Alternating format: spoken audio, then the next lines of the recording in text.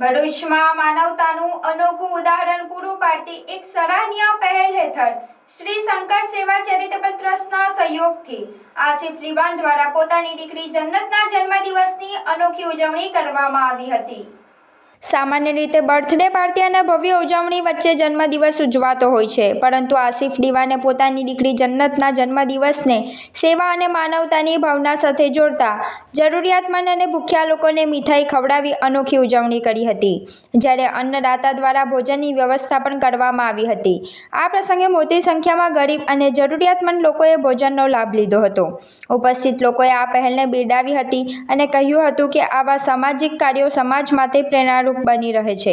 આસિફ લીવાને જણાવ્યું હતું કે જન્મદિવસ માત્ર ખુશીનો દિવસ નહીં, પરંતુ સમાજ પ્રત્યેની જવાબદારી નિભાવવાનો અવસર પણ બની શકે છે। દીકરી જન્નતના જન્મદિવસે કરવામાં આવેલી આ સેવાકીય પહેલે માનવતા અને પરોપકારનો સુંદર સંદેશ આપ્યો છે।